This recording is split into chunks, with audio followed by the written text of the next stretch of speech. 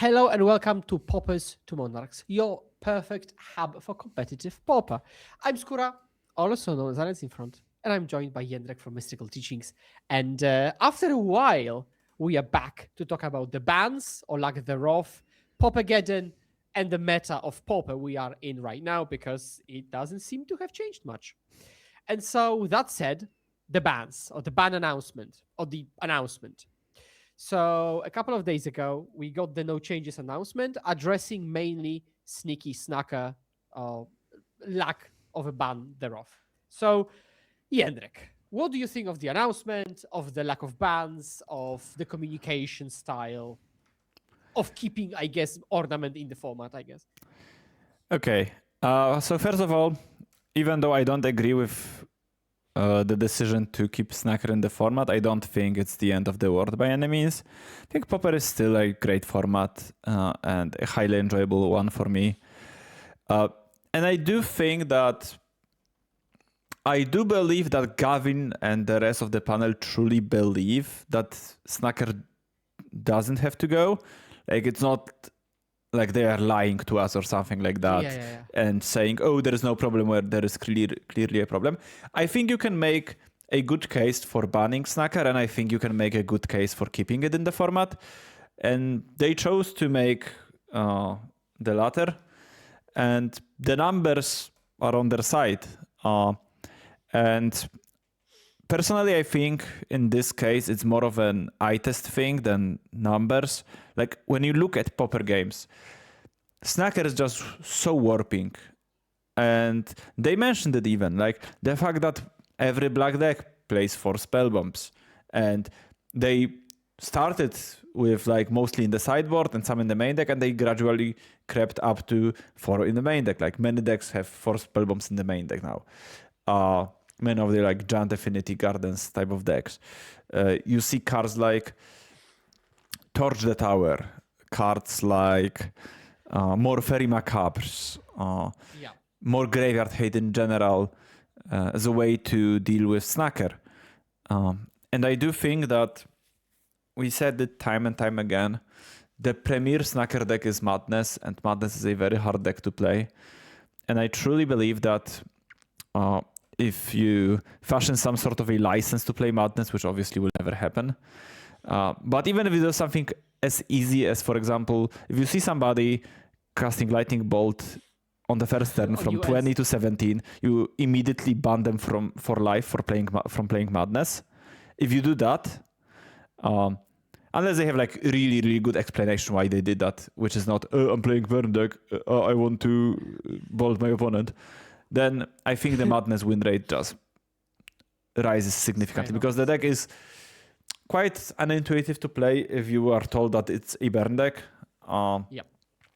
So I think that I would personally ban Snacker once again. I think it's a bit too obnoxious, a bit too like offensive in terms of breaking the resource like system of Pauper.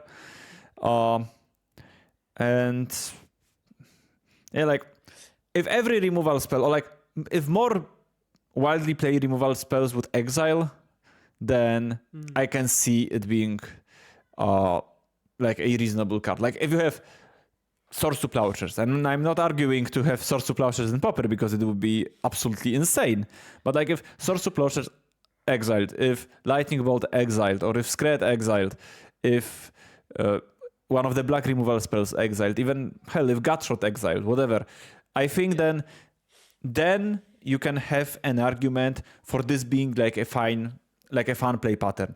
Or if Snacker once again comes back with Finality Counter, great. There are so many things, so many small things that would make the Snacker situation okay in my eyes, but you can't really change those things. You can't errata cards. And frankly, I just don't think that Snacker is making the format better. And even Gavin said he thinks it's a bit more unfun than fun. And I just stand by this point. And to me, that is enough to just let it go. And to me, it's a bit more than a little bit more unfun than fun. I think it's quite clearly more unfun than fun. For the first couple times, it's like, oh, that's a neat deck building idea. Yeah. And then you see it over and over and over and over again. And it's just, yeah. And also, I will add a couple of points. One being the delta between the turn to discard into Snacker versus turn to discard into non-Snacker is crazy. Like the moment they put grab the prize on the stack and you're like, show me. And if it's like anything, land, faithless looting for value, lava dart, creature, whatever, I guess sure thing. If it's Snacker, crazy difference. Absolutely crazy difference. Another thing is that it homogenizes play patterns within a game because you will have, like, every game will devolve into a Snacker sub-game. So the moment the first one enters chat, you're playing a Snacker sub-game. And then if you also are a Snacker deck, you will the whole game revolves around breaking Snacker parity because it's all about Snacker again. So it's not even the fact that it comes down and that's annoying. It keeps coming down and that's very annoying. And yeah, also, Gavin said that Snacker doesn't lead to homogenizing the decks because gates play significantly differently from Madness. And the point is that that's not really true with Snacker, especially post-board. Like, if you are playing, like, I'm obviously coming from like one position, which is slow ephemerate decks, but be it gates, be it Madness, my opponent post-board is just discarding Snacker and then having a wall of red blasts, and that's what all they are interested in. Basically, they get Snacker turn 2, and they are playing this like tempo-ish fish-style game of just disrupting me and trying to kill me with this Snacker. So those decks, like Gates and Madness, are decks that shouldn't have similar play patterns, and suddenly they have, because Snacker is just this like standalone basically threat that it's crazy how 2-power flyer can just close the game by itself in Pauper, but that's where we are basically, especially since it can come back and back and back and back again. Yeah, I fully agree. And so I definitely wish it had been banned, but it wasn't. So that's unfortunate. And I don't... okay, now another statement I will make. I don't think it will. Unless numbers are crazy. And so at this point, I don't think it will. And I don't think anything will be banned. I think their threshold for bans is crazy high. They're uninterested in shakeups, which I guess could be fair. It's an internal format. You can argue there is no reason to do shakeups. I think we are to stay with this format as it is. And then we can like this fact or not. I think this is the case. And I will no longer hold my breath before each announcement. That's what I think. I think that I would be surprised if they ban it before the next Geddon. Unless... I think at this point, it takes a really good Geddon for Snacker to get banned. Like, if we see 4 Snacker decks in the top 8 of the next Geddon, or even 3 Snacker decks in the top 8 of the next Geddon, with like really nice numbers, I can see Snacker going. Because it's clearly, if they had gone to their head and they had to ban one card right now, it would be Snacker. Quite clearly, it would be Snacker. But they don't have to do that. So yeah. I think we are one good Geddon away from Snacker being banned. Whether it will materialize in December, we don't know. But I would be very surprised if they ban it before. And I am currently bracing myself to fight through another sea of Snacker once I'm back in December for Geddon. When it comes to Ornament, I think it was a great unban. The card sees some play, but not too much. It boosted the decks that it was supposed to boost. And it's not like an automatic shoe-in in every deck. And I think it gives me a lot of hope for unbanning cards in general in Pauper.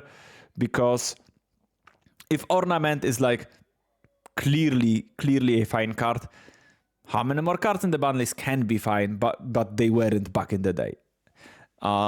So, yeah, I think it was just a very good decision, very low risk, high reward decision to unban Ornament. And yeah, that one. nothing agree. bad to say. Not much good to say either. It's like it's a very small plus for the format without much upside and literally zero downside, I think. Yeah. So I don't know all the data, so that's hard. But when it comes to the shakeups themselves, I will say very, very subjectively, disclaimer, very subjectively, I would have banned Snacker and Refurbished Familiar, and I would like to switch up the landscape a little bit, not just for the sake of the shakeup, not that I would be doing this every quarter or every month, but I would like to basically, I think it comes down to repetitiveness of the play patterns because refurbished familiars are never just played; they are recurred with Blood Fountain, which is kind of the same vibe like with the Snacker, and again the delta. Like, how was the matchup against Affinity? Well, they drew three familiars or two familiars. Okay, so probably bad because the card itself has a very high delta of when it's drawn or it's not drawn. And then I would see where we go from there. You could argue that Madness gets worse because of the Snacker ban. Elves get better, which prey on Terra, which has been very good, and maybe somehow it shakes out fine. What do you think? Would you, for example, do anything except for Snacker ban, or? I am also a known refurbished familiar hater, and think in our last episode before Geddon we expressed our feelings, or maybe those two episodes before Geddon. The one that we talked about balance. I think it's a card that's a bit too powerful, and exactly what you mentioned. Like when I'm playing against Affinity, or I'm finished with my match against Affinity, and then like my friends will ask me, how did it go? Like most of the time, if I lose, it's like, they just had two familiars in the first 3 turns of the game or whatever. And I get that there have to be power cards. And I think there is a good bit of difference between Snacker and familiar. Like, to me, it's much easier to defend familiar than it is to defend Snacker. And whereas I think that Snacker should be banned, and it's hard to make the case otherwise. Like, it is possible, definitely, and they made it, and it was like a good case. So like, I think Snacker is over 50% deserving, let's say, on the deserving to undeserving scale, whereas familiar is below 50% of deserving of the ban. I would have done it personally because I don't think it's a fun play pattern whatsoever, but also I don't think the card is too good, and I can see like secondary implications of familiar getting banned to be quite problematic, potentially. Maybe if familiar is gone, then Affinity and Enchant are both bad, and the implication of both Affinity and Enchant being bad can be like quite negative for the format. I don't know. So I do think that keeping familiar in the format is okay. But yeah, if like those decks get another good card, then I can see that like trading this new card for familiar, basically, right? Yeah. So that's what happened. We are with the formats to stay as it is, and I want to ask you another question. So when it comes to eternal formats, is this the desirable position from your perspective, that the format is as it is, and you can master your deck and master matchups and you go on with your life, or not really? I don't like formats being those time capsules personally. Right. But at the same time, I like some sort of stability. So I think it's fine for Snacker to be like the go-to threat, the way that Tarmogoyf was for billion years, for example, in many constructed formats. And I think there is a good bit of value in having those formats where it's like, for example, you are playing your deck and you've been facing Madness for a million years, and you get rewarded for like getting to know the matchup and having the matchup mastery. I think people are a bit too hasty with bans these days, or like with calling for bans.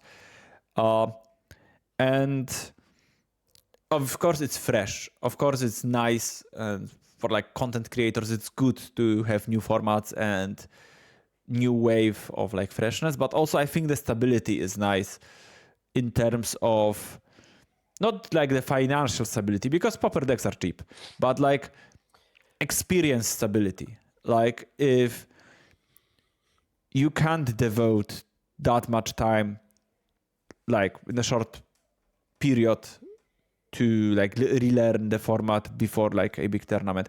I think it's okay to have this format that's mostly stale, but still gets like a new breath of air, even if it's a very small breath every other set or whatever. And it just like organically builds upon new releases. And I do think Horizon formats are to blame for that, or Horizon sets rather, because they are so much of a power outliers in terms of like new additions to the format, and it will take a lot of time before we see non-Horizons card with the same power level as like Snacker or Refurbished Familiar. But I also do think the people who are calling for bans are, like for the Snacker ban, are a vocal minority, and those are like modern franchise players like us, for example, and most like top Italian players also express their like discontent with the lack of Snacker ban when they banned Bow, right? And I think that not banning Snacker is way less offensive than banning Bow as fast, because That's also I think that it would be nice to have the Bow Paupergeddon. It would be nice to see like a real contender rising into the format. And if it's too good at the Geddon, just ban it. Just ban it after the Geddon. Let people have a new breakout deck for the Geddon. And I think that's what is essentially at like the foundation of all those discontent, or all this discontent with the format, is the fact that we don't have any new contenders really. We have Gates, which was like an okay deck, and then it evolved into a more powerful and a bit more popular version of the deck. But aside from this Gate evolution, it's like we have all the decks we had a year ago. Really, like after Glee was banned and Cool Dota was banned, we just have the same metagame basically. And I would like to see a new contender every now and then. Like when you had what many people believe to be golden age of Modern, for example, we had the famous Affinity Giant twin triangle for years, but every few sets we had a new printing that would add a new deck that was for a second could be on top because it was like a breath of fresh air. And sometimes they were here to stay, sometimes they were like one-hit wonders. So I do think that this is the underlying issue, just a lack of new contenders, a serious contenders in the format. And I think one of the differences that kept it fresh, given your analogy to Modern, was that some of these decks had some kind of subversions which you could have ventured into. Like sometimes you played Abzan instead of Jund, or you played Twin with different splashes, which gave a bit of different axes. While here, I have a feeling like there is stock Elves, there is largely stock Terra, although some people venture into blue-black. You play Mono Red Madness, sometimes red-black, but it's almost a different deck, which is not a contender, so that doesn't really apply, I would say. Like, it's very samey. Like, there is little variety within the decks. Like, affinity is affinity. It's not like there is an aggro affinity and grindy affinity. It's just affinity. There is a bit. So maybe I wish there was more. Maybe that's my point. Like, there is no, like, blue-red madness that tries to play Thunderous Wrath. Like, this doesn't happen. You just play mono-red because it's the best. I also think that there is a very... Pauper, compared to other formats, has a very little decklist variety. And I think it mostly comes from the fact that the like top power level cards in the format are so much better than the rest. That especially when it comes to like sideboards, like the delta between like two different Madness lists, like people are rebuilding Madness. Like Piracini had a pretty sick run with like revolutionary Madness list, which was like cut Epicures, play 20 lands and more lootings, and just play the good cards basically. But in reality, it was like change 6 or 7 cards or something like that from the stock list. And when you look at any archetype, like especially sideboards are so set in stone because you play blasts if they are on color, you play your Grave Hate if it's on color. Like, for example, every elf sideboard is basically the same, right? Every Madness sideboard, like Madness sideboards are a bit different because people vary on the number of blasts, but more or less, when I look through lists, sideboards are just so similar to one another. Main decks are so similar to one another. And there are, as you said, some like outliers in this. Like I think Terror is the best one because Blue-Black Terror is a reasonable deck as well. And we have like a John Tabzan situation, let's say. And you have like a bit of this variance in like tier 2 decks, like Familiars, for example, where you have like a different versions of Familiars. But for the most part, the deck lists are very samey, and that's why people get excited whenever there is any change, because there isn't much. And someone plays Mono Red Madness with 12 discards, and they're like, whoa, okay, new version. Well, that's a bold statement, but I guess given the standards we have, this would be a new version, I guess. Right, so now I am trying my best to do this in Fairies, and I think there is a lot of wiggle room. But that's, I think, because of what you said, which is Fairies, for instance, doesn't have individual hide card quality, so cards are reasonably interchangeable because you don't have these kind of stock cards you cannot change, because all of them are like, right? You will have the stock, 8 ninjas and something. But like you can reasonably change the other 10 cards in the main deck because they're like, But when you've got very, very strong cards in your deck, then that's not really possible because it's always the best version of a something. But I don't think it can realistically change in any way. So we wish it was different, but it probably won't. I think it's also, to some degree, it's not a problem with Pauper, but problem with Magic.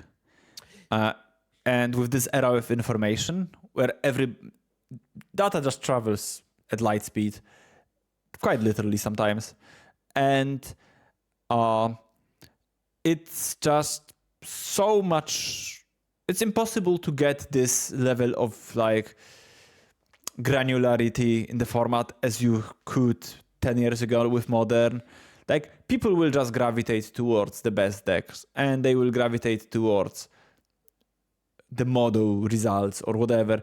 It's like when you were trying to choose a deck 10 years ago and you wanted something a bit offbeat, just went to MTG Salvation and you browse all the forums for like Modern decks.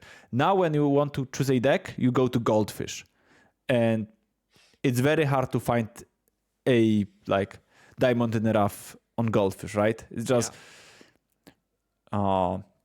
the tournament results, and people just copycatting it each other all the time, instead of like actually having like some sort of forum where you can share your thoughts and see some interesting ideas from other people. So it's basically, it's just the way it is with the current state of like information exchange and Magic.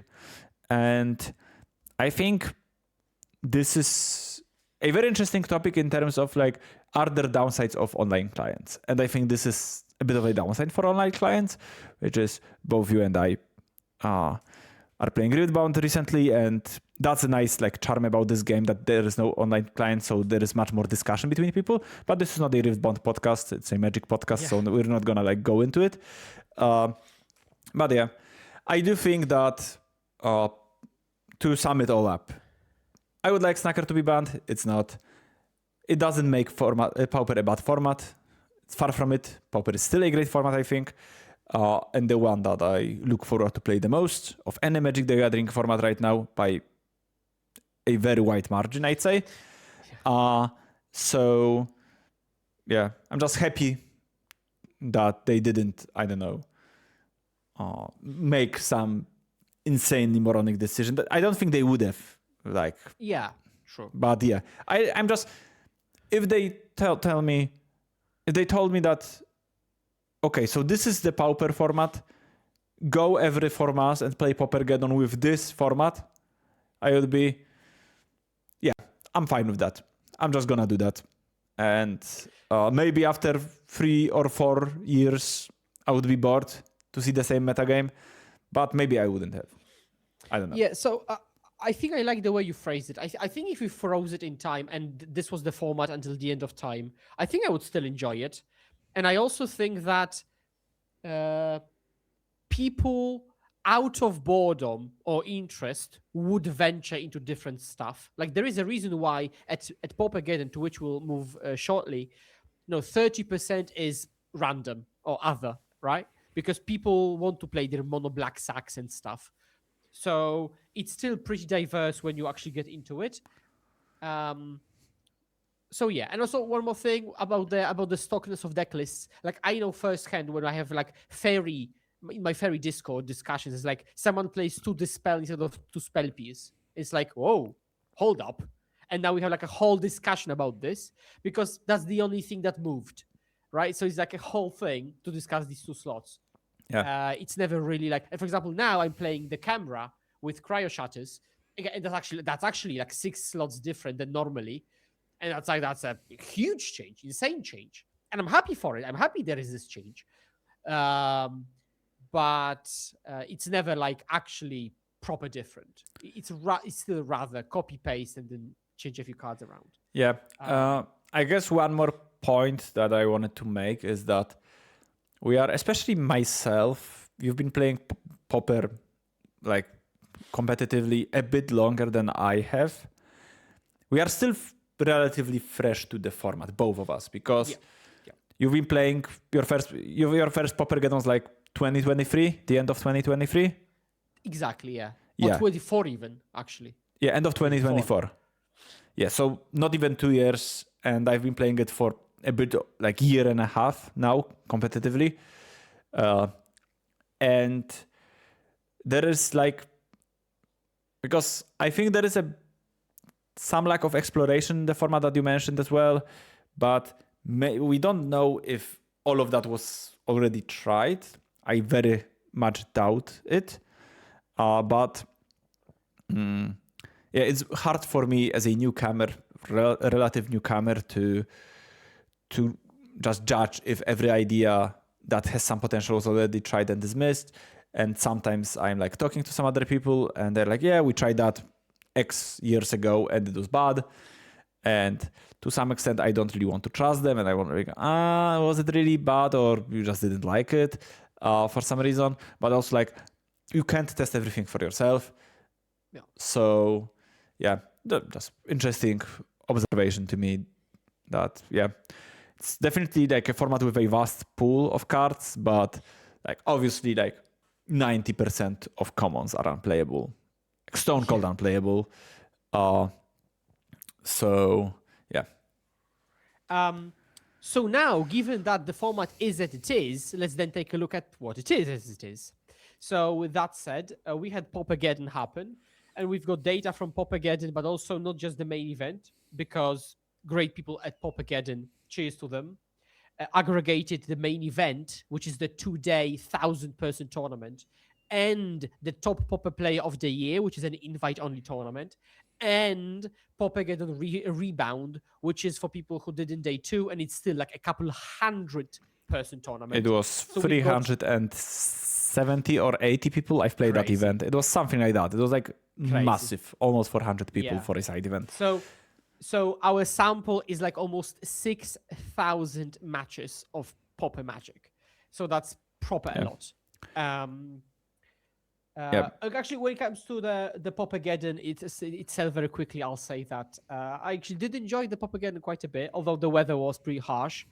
I was the wasn't caster, and pretty. I hope you watched it, and you can rewatch it on Lega Pauper Italia on YouTube. And I did participate in Top Pauper Player, so I did play some Magic, and I top 16 the event, so I was also happy with that, playing Mono Blue Fairies as well. So that was nice. Quickly, how did your Paupergeddon go? So The whole I weekend?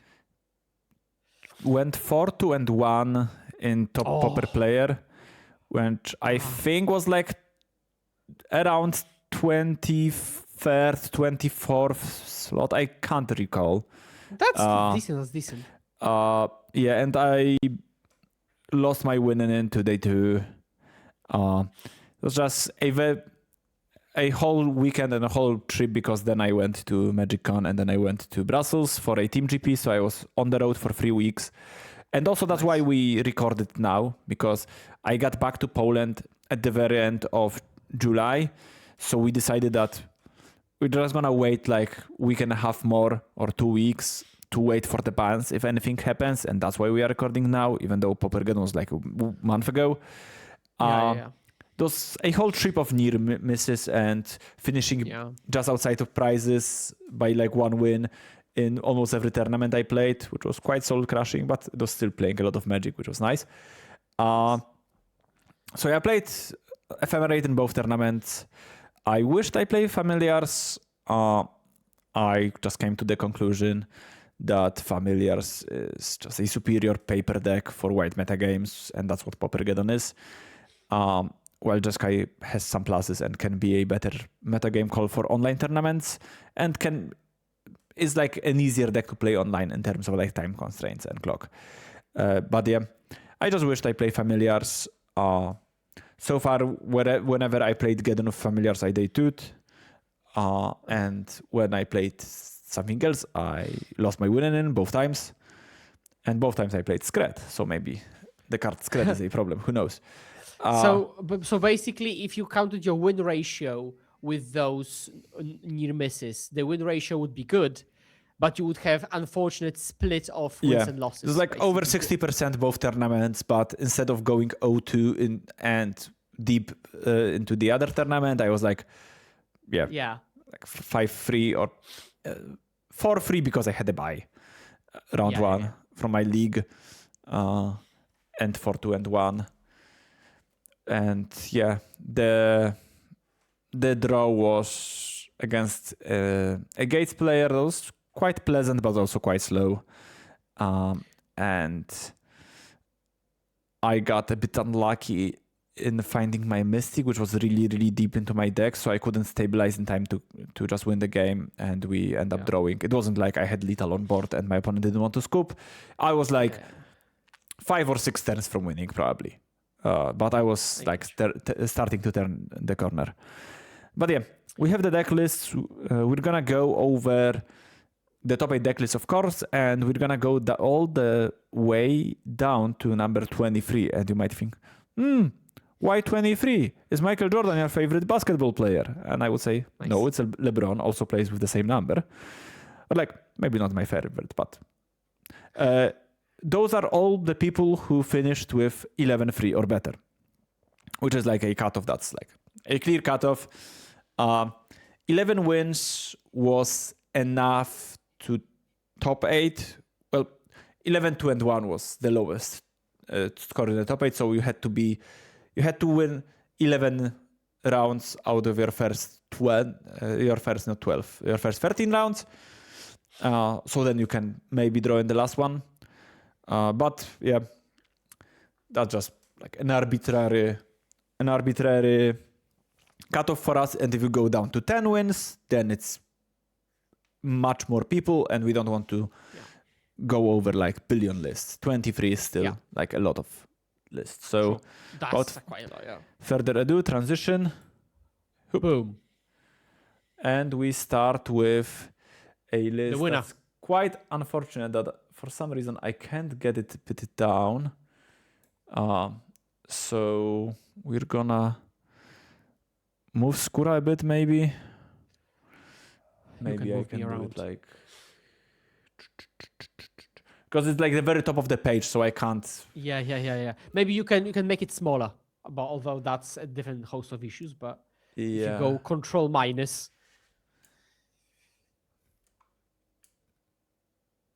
Well, we can't see anything. Hardly helpful. Yeah. So we're gonna stay like that, and you're gonna have to take my word for it when it says Jan Plachy is the winner, the first non-Italian winner. Congrats to Jan. Yeah, that's definitely worth noting. That's a very, very big accomplishment, and every single one of us who, like, a bunch of people in our group tobated Geddons, and every single one of them basically said, yeah, it would be nice to be a first non-Italian winner, but it didn't happen, and it happened for Jan, which is very nice.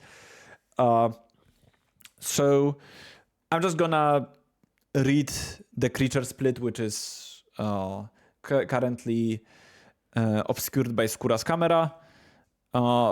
It's 4 Chrysalis, 3 Shamans, 4 Familiars, and 2 Nyxborn Hydras, and everything else is visible. Now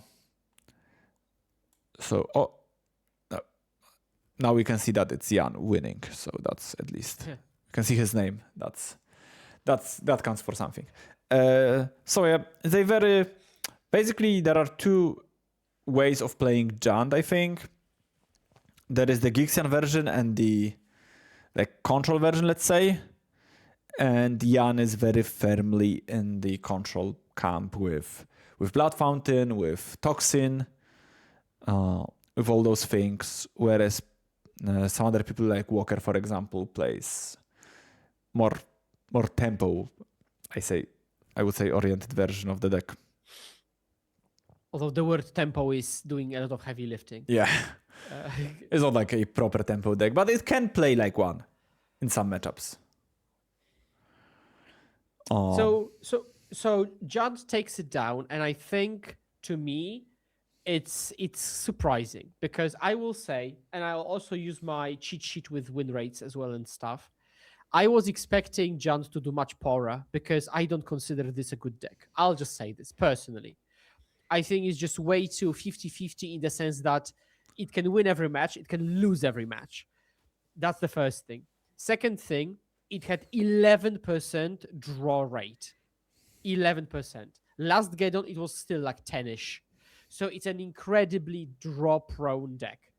And the actual win rate of the deck, it was 47%. And then actually the jump from this to non-draws win rate is huge, because we had so many draws. It was almost 51%, 50.7.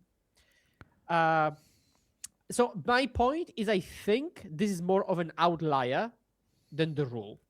Yeah, what do you think of Jund? I think that's basically what people want. Like, that's what stability to the format means. That you can learn your deck in and out. Jan has been playing this deck and Affinity for like years, literal years. So, like, maybe Jund is a 47% win rate deck, but it's not 47% win rate in Jan's hand or Walker's hand or other people who put a lot of time and effort into learning the deck, which I think is like the biggest advertisement for like the stability of the format. And you can see those little like adjustments that terminate for Guardian of the Guild Pact in the sideboard. You can see like the split between Ichor Wellspring and Lambas, which is like, for some reason it's there and it's not for Wellsprings, which like sounds like a better card to me, but there is definitely a good reason to make the split, because for some reason Jan did it. So yeah, I just think that it's like clearly looked like a well thought out deck list for me, even though I'm not a Jund player, so I don't know what was the thought process behind like playing 2 Hydras, for example. But it is what it is. And yeah, just a very strong player, solid deck. Not much else to say, I think what's considerably more interesting is the second place. Which because is White Winnie. We were following Giovanni throughout the weekend because Giovanni also top-8'd the top Pauper player of the year. And then immediately the next day, I think 8-0's day 1 and then top-8's the Geddon. I think he was undefeated in Swiss rounds in both of those tournaments. Yeah. I'm pretty sure he went 5-0-2 in top Pauper player and 12-0-2. Let's see. Yeah, he had 1 loss, which was in the finals in the TPP. Nice. Or in the main event, and TPP was on companion, so we can't double check it. But I'm pretty sure that he was undefeated in Swiss rounds of both of those tournaments, winning 17 rounds. Yeah. And I will say that that's yet another example of what you said when it comes to Jędrek, because White Winnie had not even 46% win rate. But then Giovanni says, hold my Skyfisher, and then just devours everybody. So like we've got, and this trend might actually continue. I would be surprised if that's so.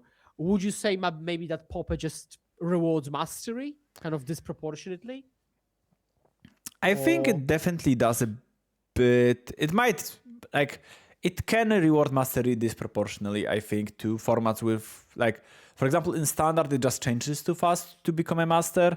And in, like, a more powered format, the delta between, like, best decks and the second tier, I think it's higher as well. So in a flatter format like Pauper, I think it does, like, make it easier for you to master, like, a fringe deck or like fringe-ish deck and be very successful. Yeah, but I think also the conclusion is that you shouldn't probably base your deck choice off of those results because you are not Jan and you're probably not Giovanni. Like I don't know, I'm like looking at the sample, and like sample is pretty big. We've got 300 matches, and you know the win rate doesn't inspire confidence. So I don't know. Probably this is not White Winnie's moment to shine still. Isn't Giovanni a like Italian version of Jan? Now the key questions. I think it is. I don't know. I'm gonna Google it. Sure, let's make it so. But when it comes to the decklist itself, looks very reasonable. I cast a couple of matches of Giovanni's, and it always looked very clean. The interceptors it is Giovanni numerous times. It is the same name, basically. Very nice.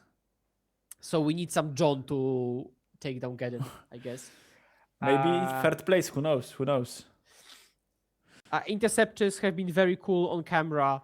You know, the prismatic strands and Thraben charms and like the battle screeches made for very interesting and powerful board states. Whenever Giovanni was on camera, the deck looked giga impressive. That I will say. But it has clearly treated him very, very well. Your opinions on White Winnie? Like, I'm trying to remain as unbiased as possible. Right. I am playing decks that eat White Winnie for breakfast. Like, familiars into White Winnie is not pretty for Winnie. But I can see how this deck has, like, a lot of tools to grind free removal with Battle Screech and all the Thraben Inspectors of the world. You can see it being okay versus, like, Madness. You can see it just... I think that the decks that this White Winnie will struggle the most against are, like, combo decks. And there aren't many combo decks in Pauper right now. So, like, White Winnie into Turbo Fog, probably not very good. Although, admittedly, from the matchup matrix, it had a 40% win rate into Grixis Affinity, John Wildfire, very poor into Gates and Monstertron. So, negative into Elves, negative into Spy. So, it doesn't really inspire confidence. It may mainly preyed on Madness and Terra, which I That guess makes may have been sense. enough. But I also think that, like, I can definitely see a novice player being 40% against removal decks, where Giovanni is like 60% Right. against removal decks. I could see that. I think could that's see that, yes. exactly the type of matchups in which expert aggro players will get the most edge over the novice ones, because Giovanni won't like overextend for no reason into Krarklar and Shaman Place Toxin, right? Right. Yeah, Or he will hold Traben Charm or Strands in the moment that he has to. So I think that those are the matchups that rewards expertise the most in this type of deck. So yeah, I think White Win is like a solid contender. Definitely much better than when High Tide was legal, which was admittedly a long time ago. But yeah, I think White Win is an okay deck. And I can see it paying off for the mastery once again. Okay. Sadly, or not sadly, for Darion, the next person is not named John. And here we have the Axe build of Rally. So basically the red decks that aren't Madness kinda have a bit of different flavors to it. You can play your Goblin Tomb Raider with Rally at the Hornberg or with just one drops that some people have been playing online. And here we have like a mashup of both of those decks, which is just Rally with Inventor Axis, which is an interesting card, fairly strong one. What I like about this deck is that it doesn't have Gingerbread, which is a card that I always felt very low on, because it's just a one-powered creature without any upside the way that Epicure or Percussionist have. Yep. And instead you play Axe to still have your artifact count relatively high, and it is a two-power creature effectively, right? Or like it adds 2 damage.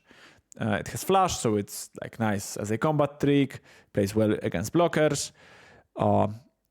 So yeah, seems like a good idea to me. I also think that 3 Reckless Impulse, 1 Rens Resolve split is adorable. And I just wonder if it was born out of a necessity. That's the card that Dario had, or is it some like very deep thought process behind this selection? I will also say that I think you could argue that this was a breakout weekend for Rally, because we had numerous good results of the deck, even though it had not been very popular previously. And I'm not sure what the reason might be, except for at least supposed good matchup into Madness. If I very quickly look at the data, it was actually okay. You wouldn't guess it, Jędrek. But in 60 matches, the win rate against Mono Red Madness is 83%. That's incredibly high. That's incredibly high. That's comically high. And then it's reasonable into Affinity, baddish into Jund, and then the rest of the matchups are like middling. But like Mono Red Madness, absolutely crazy. And against Rakdos, it's also 71%. So that's one hell of a matchup spread. And overall, Rally had, let me very quickly take a look-see. Blah, blah, blah, blah. Well, I guess I'll use, 51.3%. So just positive. It's definitely a deck that also just, fast matches. You can have a lot of spare, mental capacity to think about the key turns while you don't have to, when you've got those less intensive turns. Very punishing as well. Like if you keep like a mid hand on 4 on 6, on the draw, you'll just get devoured. So yeah, like the deck has counterplay, but it's a very good deck to just come out of the bush, beat you up, and then go back. Yeah, instantly. it's also probably the fastest deck in the format in terms of it's never the defender. It's always the aggressive side, I think. Like I'm not well versed in Rally's matchup, but I would assume that in basically every matchup it plays, it wants to be the aggressive side. I can see it being a defensive deck into some very unpopular decks, like if you play against Infect or Kindlefiend, those type of like hyper aggressive decks, then I can see this being like the slower deck, the defender. But against every metagame deck, I think you are trying to get under them. And I think that's the way to exploit Madness if you really want to beat that deck. Because Madness is a deck that plays pretty badly on the back foot. Like, it's not a deck that plays well from behind. Sneaky Snacker is way better attacker than it is a defender. I just don't think that... I just think that this is what you want to do. This is what you are supposed to do if you want to specifically beat Madness. And yeah, it's just a solid deck. And it's been picking up online before Geddon a bit, but nothing crazy. So yeah. And then the other top 4 player was Pingertron. Right, which is a curious name because it's kind of like a mix between Monstertron, but also a more controlly version. But it plays 4 Elders and 2 Black Mage's Rods. So you're much more, spell slingy, for the lack of a better phrase. It is just Flickertron, basically. Or not a Flickertron, but... So basically, the way that I think Walker mentioned this deck list, and he said that this is a deck that's supposed to maximize the card Ghostly Flicker. Because Ghostly Flicker does everything in this deck. It's a card advantage, it's a protection spell, it's a kill condition with Elder. It's just a way to basically do everything in this deck. And I think that's a neat idea. I think Flicker is a very potent card in this type of deck. I wonder why there are only 3 Cryogen Relics, but apparently there is no space for the last copy. And yeah, it looks like an interesting take on Tron. It's kind of weird to see Tron, like maybe not weird, but Tron without Bonder's Ornament where it just got banned. And I think like once again, like Manuel decided that like there was a conscious decision of not including Bonder's Ornament. Maybe it was tested and then later decided that it's not good enough. So I like to see this like well thought out process to be rewarded by a strong finish. Yes, I agree fully. Very cool deck list. I think Tron is only going to get better and better with time now. And with the new Camulets from precisely from the Giant's Boulder, I think is the name of the card from Hobbit. Precisely, that's also what I was thinking. So I think the deck is going to be very, very strong. Even better with maybe even more different versions. And like if you play colorless slash splash any color, then the ceiling is just whatever you want, whatever you wish. All right. Then we have another Jędrek list. Nothing really special about this one compared to Jan's deck list. It's quite similar. Well, it has Gixian, so I guess it's not that similar. But yeah, once again, just a very strong deck. Yep. Nothing more to add from me about Jędrek. Yeah. Another Rally. So this we know the win rate. with Synthesizer. It's another card that I know that a lot of people hate in this deck. And now we are actually now getting... it's a doozy. Now it's a doozy. Yes, so Cycling Storm. When I was casting the tournament, I was looking at the data, like the day one win rates, day 2 conversions, etc.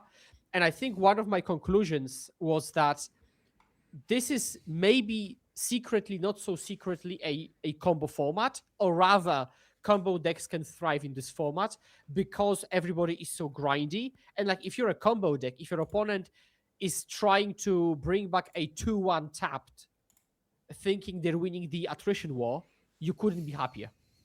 And like we saw very good conversions for Boros Tribe, for Gruul Storm, for Cycling Storm, for like Spy. So combo decks, I think that was one of my conclusions, and I'll stand by this. Combo decks can really thrive in the format, especially as combo punishers like fairies aren't as popular as they used to be.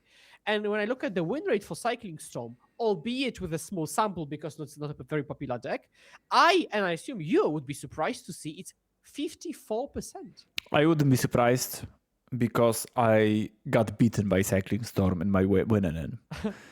I was talking Nice. to I don't remember who, but somebody from our group, and before the pairings for the last round of day 1 were posted, and I said I just don't want to play against my worst matchup, and whoever I was talking to asked, "What's your worst matchup?" And I said, kind of jokingly, Cycling Storm with a really good draws, because that's the worst matchup for everybody basically. And Well. I got paired into Cycling Storm with a very good draws. So my opponent also played very well. Clearly an experienced Storm pilot. It wasn't that person in the top 8. It was somebody else. I don't remember the name. They didn't have their real name on Melee, but I think they were called Giant, and they were an actual giant. They were a very big person, very tall, like, I don't know, maybe slightly below 2 meters, but they were a really like imposing presence at the table. Also a very friendly person. 7-7 in the end, so lowering the Storm win rate, unfortunately.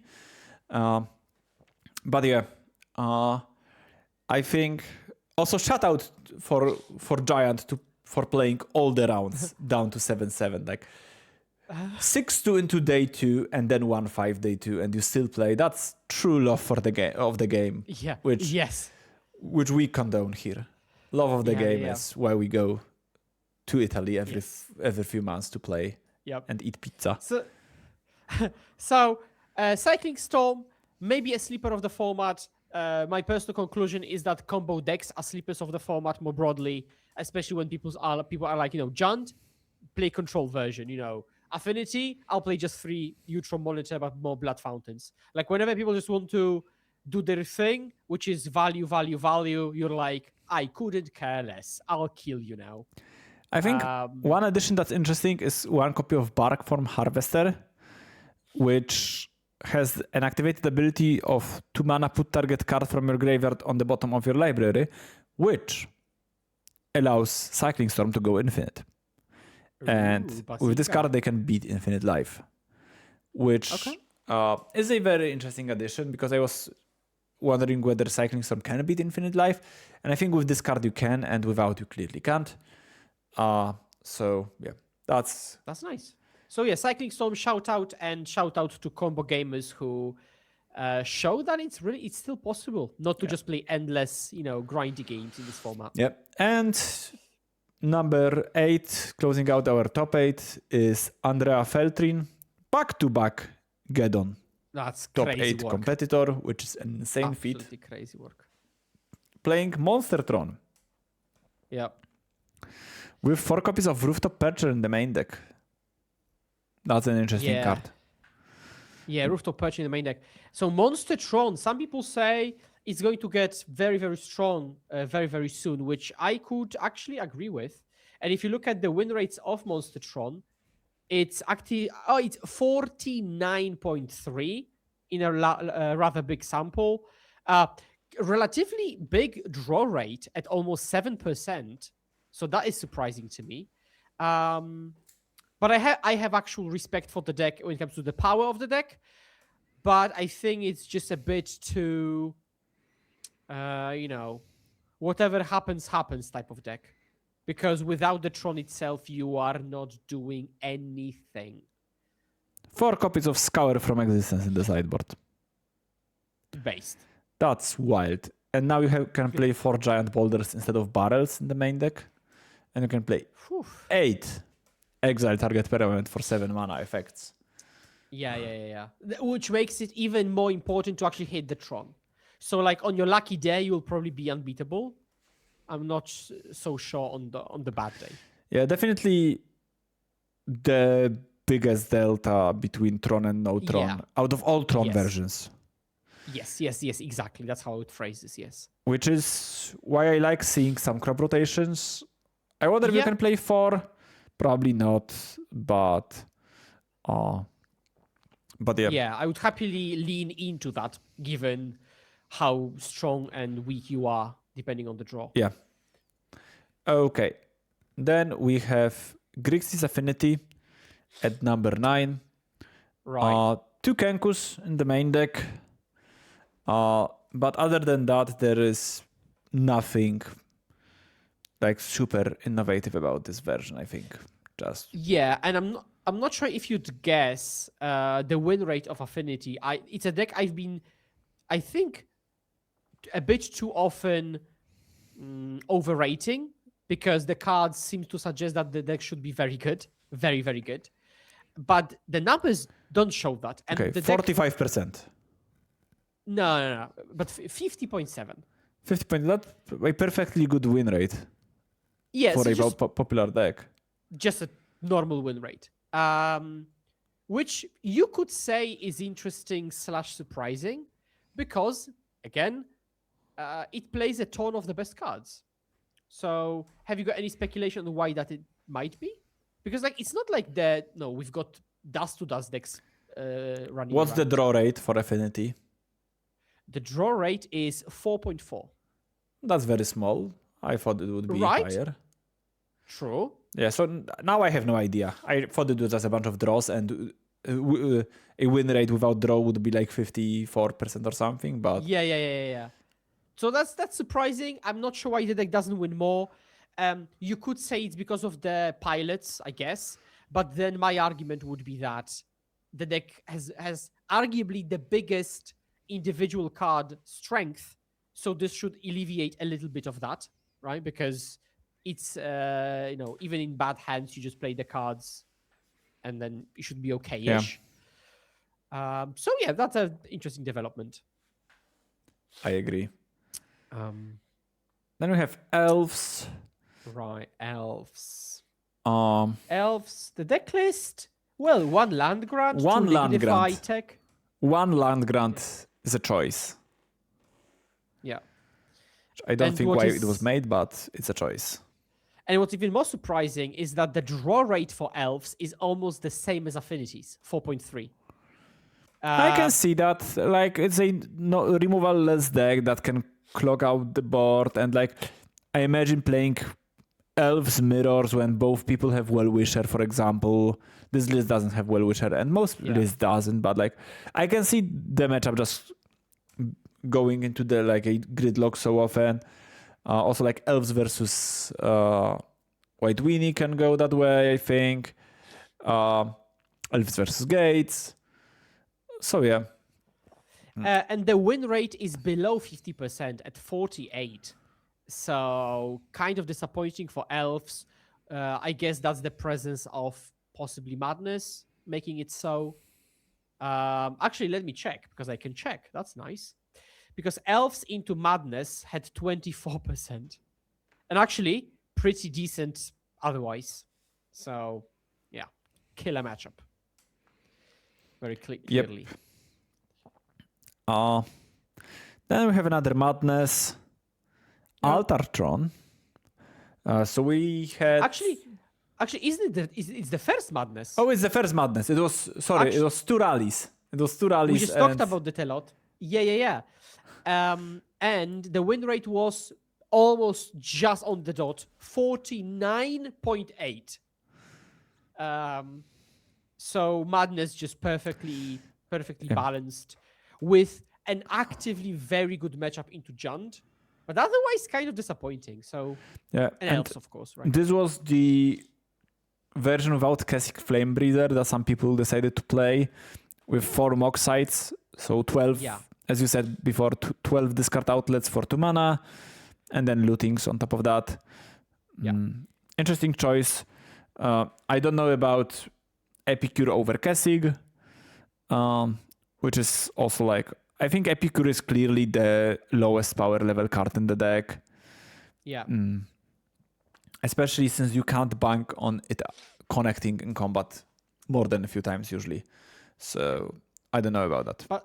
But the deck seems to be just reasonable. Also, I think the broader conclusion, I'll say that immediately, most top decks and most decks have just a very reasonably okay win rate. Yeah. Kind of in the band of like 48, 52. Yep. Yeah, or even smaller, 49, 51. Okay. Then we have Altartron, which is third unique version of Tron. Yes. And again, with a positive win rate of 52%, but also draw rate 6.5. A lot of decks have had pretty big draw rates, I will say. Yeah. That's something to be worth noting. Altatron, I like Altatron. I think it's decent.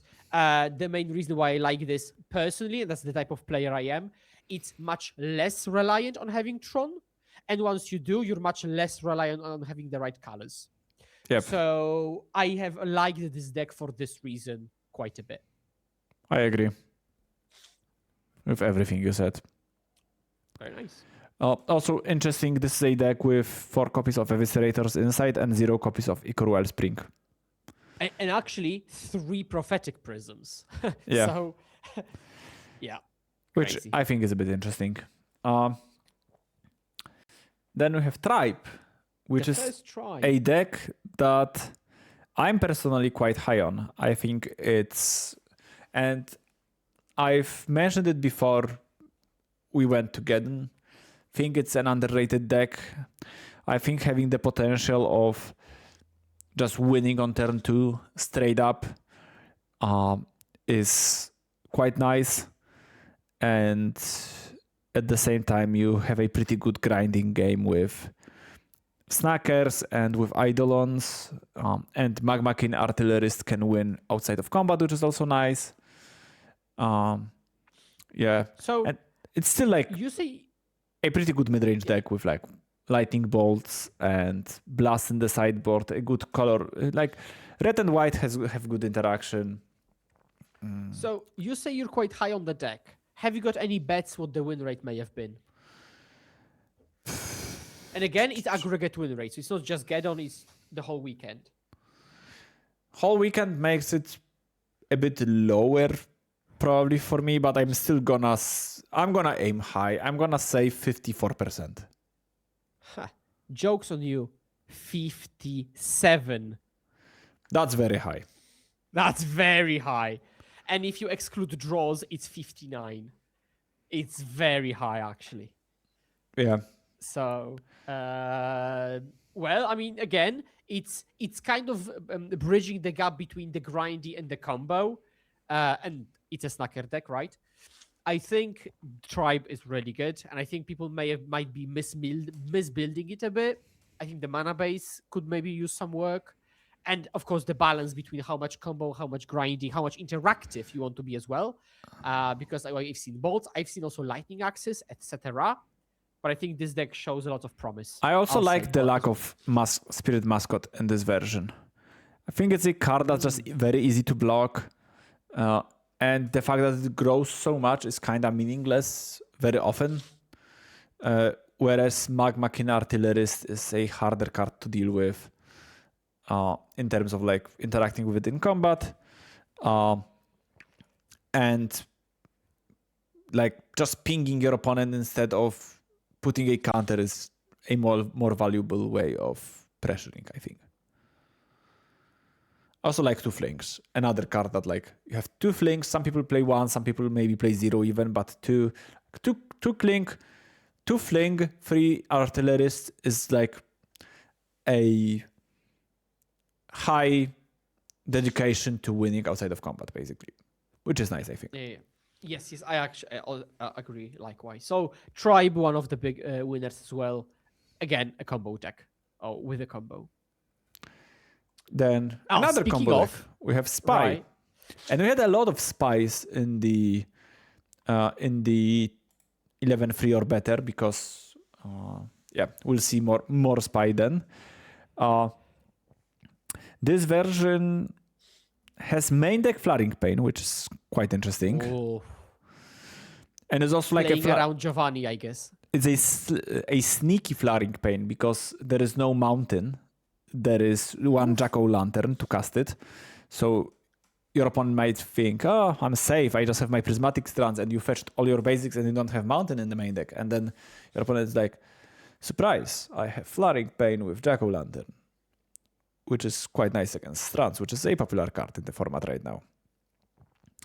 Other than that, I do think that Avenging Hunter is a really good addition to this deck. Not everybody plays it, but it lets you reliably win a mid-range game, which is, I think, quite good against hate and permission and like most interaction, basically. Yeah, and win rate wise, it had 55.7. That's very high. And then, so it had a very, very respectable win rate, which is even more surprising given that everybody packs Graveyard Hate, not even for them, but for Snacker. Fairy Macabre, those Nihil spell bombs and stuff. But Spy is like, I guess, hold my Dread Return. And they still win. Which also makes sense, again, in the format when everybody's grinding value and trying to recur 2-1. And you're like, how about I just put a win condition on this stack and you literally lose now, right? And it demands a very specific answer in a very specific time window, can play a mid-range plan, can do the combo a couple of times. So, again, combo decks, very strong. Very strong. Okay, Yeah. Then we have another tribe, this time with Spirit Mascot, only one fling. As I've said, a bit different take, but ultimately a similar deck. Then we have Boggles, cracking into top Nice. 16. Yeah, that's interesting. And again, everything we're looking at is 11-3. That's a very, very strong record. And I'm even struggling to find Boggles. I did find Boggles. The sample is very low, but it had a 45% win rate. So I guess don't recommend. Yeah. But admittedly, wait, let me just double check. 0% draw rate. So I guess kudos on that. Yeah. Upholding the integrity Yeah. of maybe not the tournament, but of maybe upholding sanity of players who aren't forced to sit there for like 20 minutes of extra time every round. Yeah. Otherwise, I don't think anything interesting. I don't guess, have fling in the anything. sideboard. I guess. Fling in the sideboard is interesting. I give them that. But other than that, there is nothing interesting about Boggles. Yeah, Boggles be boggling. Yeah. Yeah. 2 Colony Gardens. Then we have Turbo Fog. Ooh. We have very nice formatting. No creatures in the main deck, so the first column is just empty. Nice. And Blue. yeah, I think Wow. Turbo Fog Okay. is a pretty good deck. Embrace the Paradox definitely boosted it in power. And it's another deck that doesn't really care about Sneaky Snacker. Yes. And the sample size is pretty low, as you can imagine. There weren't many Blue Turbo Fog players, but you would be surprised yet again. So first of all, the 61%. draw rate. But you have to half it because it was 35. The win rate. Yes. Oh. And what was the draw rate? What was the draw rate? I was going to say, because they are not very far apart. It was 27.6. So what was the win rate excluding draws? Excluding 44.6. Okay, that's still very low. It's so very bad in a lot of metrics. Although, again, as we said at the beginning with the deck mastery, like if you're the Giovanni of White Weenie or you are the Mr. Compagni for Blue Turbo Fog, then you might be doing okay. But hard to recommend. Yeah, you have to get a lot of reps playing paper with this deck, I think. Then we have the first terror deck at number 18. Lorenzo Pucci, and if I'm not mistaken, this is Drugo, a fearsome Modo Grinder. Yeah, number 18, Drugo. Shout out to Drugo. Yeah, and this is the Snacker variety, right? Not just clean blue-black, but like with this kind of sub-theme. Yeah, it's Snacker. It's basically, there are two builds of blue-black terror. There's a control one with like turn of black rose and no snackers, and a bit different set of cantrips like ponders and stuff and whatnot. And this is like basically trying to port mono blue terror into blue black with snuff out and cast down as well for interaction, but you have still thought scours, still mental notes, brainstorms, and the mana base is just islands and duals instead of like fetches and swamp that the control version sometimes have. Yeah, it's a very strong deck, a strong pilot. It doesn't surprise me one bit that Drugo finished in the 11-3 range. Yeah, although that's very surprising to me then, that given a reasonable sample, because it's one of the more popular decks, it barely broke 45% win rate. It's also a demanding deck to play. Yes, true. So, like, I think those type of cantrip heavy decks are one of the easiest archetypes to just spew your win rate by cantripping in a like reckless way. Yeah. Then we have another affinity. Gates, the first Gates deck. And it's a bit different than from the past, because had we talked about this a year ago, we would have meant Kogate. But now we definitely mean Naya splashing a blue-black flyer. Yeah. Interestingly for me, because the first, I am like biased, and the first thing I'm looking for in the Gates list is how many Guardians of the Guild Pack there is in the 75. Yeah. And this one has 0. Right. But Talons of Wildwood, which I assume gives trample and can, +1/+1 trample, and it can be rebought from the graveyard, which is nice. And I like either Talons. Some people have played Hornet Helm. It's basically a way of giving trample to your creature to punch through trample blockers. I think it's a nice technology to have. And Talons, you can mill it with Rumble and just rebuy it. Basically, this deck, I think, is Rumble maxing as far as Pauper is concerned. Like, those Snacker, Strands, other flashback cards decks are just so good at maximizing Malvor and Rumble. It's insane. Actually, this speaks to your point, but I feel by law compelled to mention that this decklist plays 4 spell status sprite in the sideboard, which is a technology. It is a technology. Wow, I haven't really saw that, but yeah, that's insane. So it's at least something that has to do with Snacker, not just Snacker being Snacker, just kind of going back and forth. You've got more flyers total to use with the Basilisk Gate. And you can find it with Rumble, right? So that's very cool. And one of the better ways to make spell starter good is Snacker, because it's a persistent fairy that's very often on the battlefield. And when it comes to the stats, again, sample size, one of the biggest, because it was very popular deck, with a draw rate of 10% on the heavier side. But the win rates for the with and without draws is respectively 52 and 55.6%. That's high. So very, very reasonable win rate. And it's arguably almost the biggest win rate for a fair deck. I mean, let's grant it the description of fair. So Naya Gates definitely did pretty decent. If you cannot terminate, then this choice. Okay. Then 21, we have Familiars by Pisa's own Tommaso Loss. Shout out to Tommaso.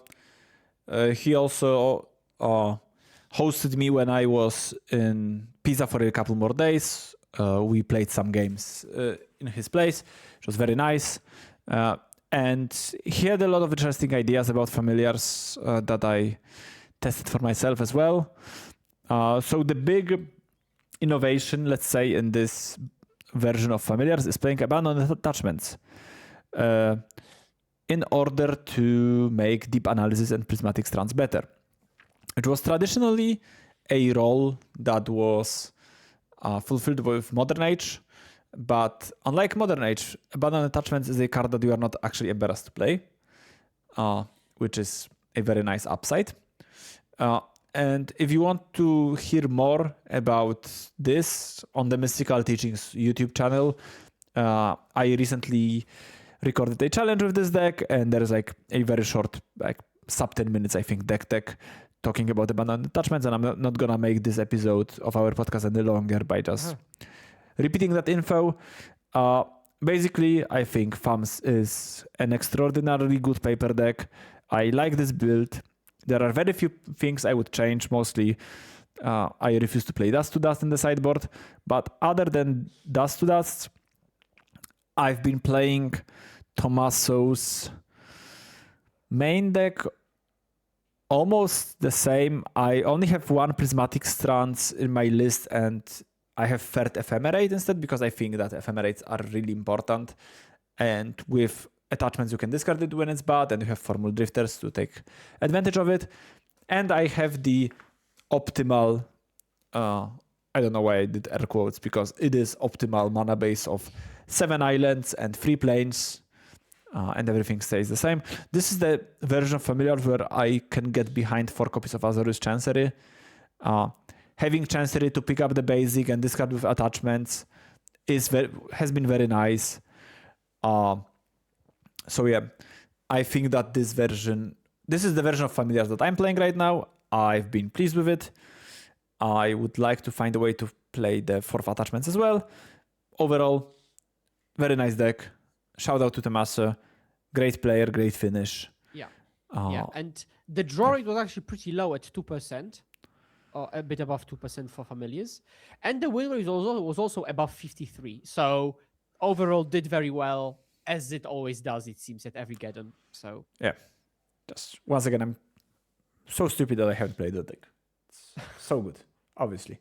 And then we are finishing with 2 more spy decks. That's why what I alluded to before. No main deck, Flaring Pain, nothing too special. There are 3 Avenging Hunters in the first list, 0 in the other. And this list also doesn't have a Mountain Just Jack-o'-lantern for Flaring Pain, which is an interesting dilemma between those two. This has Chrysalis in the sideboard. Okay, so if you have more than just one Flaring Pain, it makes sense to have like an actual source of red mana, and if Flaring Pain is literally your only red card, then it's okay to just have Jack-o'-lantern. Works for me. Yeah, so this rounds up our 11 and 3s. Very diverse, I would say. Very diverse win rate ranges as well. And the only 2 things I want to mention before we finish off the episode when it comes to the win rates is 2 shoutouts. One, very personal one. Mono Blue Fairy Gamers. We managed to have above 50%. I'm very happy we did. Congratulations. Which some people would not believe, but I did. Very nice. And a much more objective shout out is to another island deck, another mono island deck, because Mono Blue Terra, 54%. The highest I pulled them win on the rate screen now for everybody to see. The highest win rate among the most popular decks. So it completely outclassed Madness, Affinity, Jund, Naya Gates, even the Rally as the breakout deck. Spy has highest win rate and it's 6th most popular deck. Spy, yes. So these would be the 2, I guess, the biggest ones from the most popular decks. But from the kind of the pillar decks, as Mono Blue Terra has been, it shows time and time again, it is very, very good. So you should not sleep on Mono Blue Terra if you like Terra. A very impressive showing. And if I look at the win rates of Mono Blue Terra, it had positive, very positive into Madness, positive into Affinity, very positive into Jund. It mainly suffered against Naya Gates. And elves, probably. Actually, no, 50-50 Oh. into elves. Very good showing that weekend, whole weekend. Again, the top Pauper player, Geddon, and the rebound. So, blue decks. Okay, could we even generalize the data in any way? It's actually even hard. I guess blue decks did decent, like the blue tempo decks did decent with Fairies and the Terra. The combo decks did very good. So that's the second group. Yeah, basically, refurbished familiar did not that great. Right. Red decks did about 50-50. Yeah. So as you said, the blue decks, Terror is 54% and familiars are 53%, with Fairies being a bit over 51. But we also have 45% Terror, 46% like the blue-black Terror, and 46% for blue-black Fairies. So the blue-black decks... Just play mono blue, I guess. Yeah, just play mono blue or play familiars. And you'll be fine. And Tron decks did decent. Yeah, the Tron decks were like Monster Tron 49, the Altar Tron for 52, and Flicker Tron almost 52. So yeah. But as you said, overall, just a very flat win rate spread, I'd say, with very few outliers. Notably, the others category, which isn't very, very big at Geddon's, is 38%, so below 40%. Yeah. But what's really in others, if you think about how diverse this table already is? It has